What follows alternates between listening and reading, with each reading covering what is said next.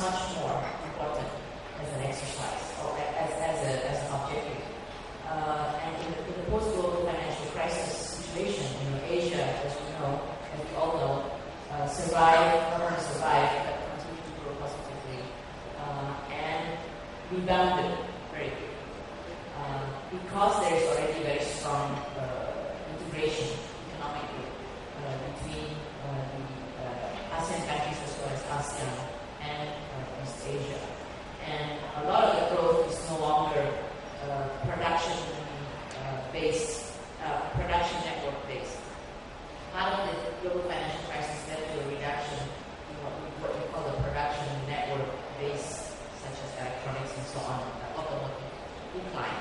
But the rebound happened quickly, and a lot of it was driven by domestic demand within these Asian countries. We talk about India, China, and Indonesia.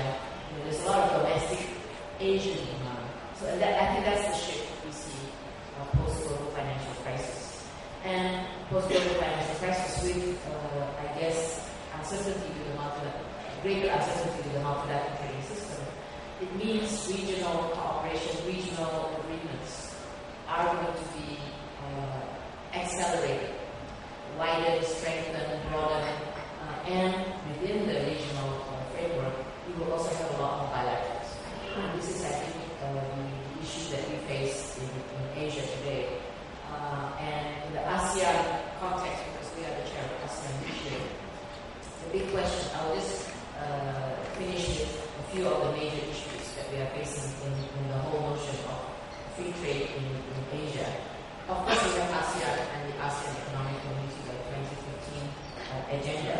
And in terms of free trade for goods, I would say the tariff is almost zero for 99% of products. So for goods, it's already there. But for other issues such as standards, services, investment, movement of people, that's still a work in progress.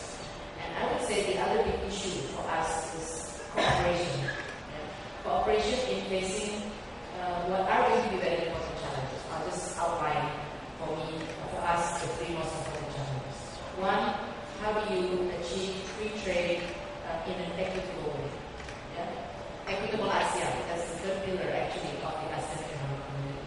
We have a widening gap in per capita incomes within ASEAN, and we have also increased perhaps inequality within the ASEAN countries. So how do you achieve free trade but also have great benefits of the free trade be shared between countries and within countries? Second, this is an earlier session, energy security and food security. How do you cooperate in energy security and food security? That's kind of a very challenging issue today. How do we have regional cooperation come up? The third one I would say is the whole climate change challenge. So those would be the cooperation issues. The final thing I would say is that we're talking about Asia here, not just ASEAN. So ASEAN already has a free trade agreement with China, India, Korea, Japan, Australia, and New Zealand. How do you consolidate that to have a wider Asia or East Asia agreement, which takes you to free trade in all those aspects, but at the same time pay attention to more equitable, more balanced, more sustainable integration? I think that's really the challenge ahead for us in mind with the cooperation and competition. That was a very comprehensive overview of the challenges. Mr. would you like to build on what the Minister has said? How do we meet those challenges? Number one, perhaps we need to be aware of the very fundamental force behind free trade. To me, the fundamental force is technology. As long as technology changes, we are going to see deeper and deeper integration among economies. To a certain extent, it's beyond our control. We are kind of holding the looking at consequences of technology. Point number two, as the Minister just said, there is no such thing as fully free trade.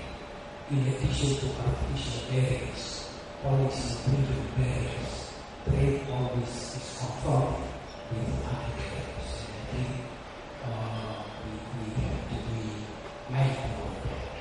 Number three, in regional integration, there are two kinds of messages. Number one is removing barriers, removing policy driven barriers. We call it in economics negative integration. But there is another side to integration, and that is positive integration. We call it positive integration. The pooling of resources, the pooling of scientific resources, the pooling of policy making forces, etc. And I think we have a big deficit in positive integration. It is easy to get rid of policy-driven barriers. It is easy to agree on schedule, on removing those barriers. But it is very much difficult to agree on positive coordination that requires policy coordination. And in ASEAN, as we were told this morning, this kind of balancing mechanism is still there. Well, that's point number three. And we need to work very hard to put this in place. In East Asia, my point number four, in addition to the consolidation of existing agreements, I think we really long for something in Northeast Asia. Progress in trade agreements between Korea, Japan, China, Japan, and Korea. This triangle is very much lacking right now in the context of East Asia. With all due respect to ASEAN centrality, I think we need to be realistic. China is the future firstborn of East Asia, and China is going to play a commensurate role in shaping economic relations of the world.